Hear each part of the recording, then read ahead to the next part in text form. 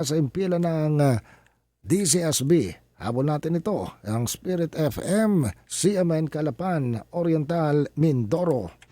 CNN Live Nationwide. Dennis Nebrejo, magandang araw sa iyo. Magandang araw kasama Ariel. Magandang araw Calapan City, Oriental Mindoro. Magandang araw Pilipinas. Dalawang kababaihan na nasa listahan ng kapulisan bilang high-value individuals ang nahuli dahil sa pagbebenta ng pinagbabawal na droga na nakakahalaga ng 1.16 million pesos matapos ikasa ang drug bypass operation sa Barangay Siksikan, Puerto Princesa City sa Palawan noong ika-18 ng Mayo ayon sa Police Regional Office Mimaropa. Sa ulat ng PRO Mimaropa na nakabase sa lungsod ng Calapan, isinagawa ang operasyon dakong alas 7:30 ng gabi sa Villa Pipin Homeowners Association sa Purok, Palawan Cherry na sa naturang barangay matapos ang pakikipag-koordinasyon sa Philippine Drug Enforcement Agency Palawan ng pinagsanib puwersa ng Police Station 2 Special Drug Enforcement Team bilang lead unit kasama ang Police Station 1, Police Station 5 at ang Philippine National Police Drug Enforcement Group. Nakilala mga sospek na isang 20 anyos na residente ng Barangay Siksikan at isa ring 23 anyos na residente ng Barangay San Pedro na kapwa nasa lungsod ng Puerto Princesa.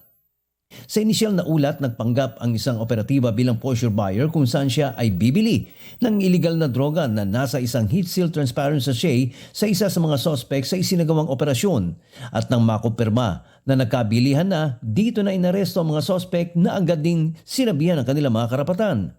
Nakumpiska sa mga sospek ang 1.71.93 grams ng pinaghihinalang shabu na may standard drug price na 1,169 pesos and 124 pesos kasama ang bungkos ng tig 1,000 piso bilang budol money na siyang ginamit na pambili ng mga kontrabando.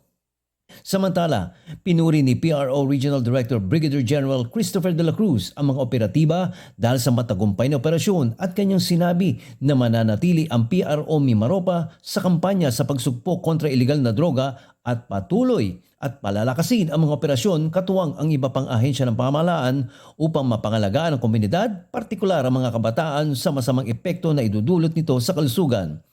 Kakarapin ng dalawang sospek ang mga kasong paglabag sa Sections 5 at 11 ng Article 2 ng RA 9165 o ang Comprehensive Dangerous Drugs Act of 2002. At yan kasama nga Ariel ang aking may ulat sa oras na ito. Dennis Nebrejo ng CMN 104.1 Spirit FM Calapan City nag-uulat ng live para sa CMN Pilipinas. CNN Live Nationwide. Maraming salamat, Dennis Nebrejo. Wala po naman sa impila ng DCSB ang Spirit FM, CMN Calapan, Oriental, Mindoro.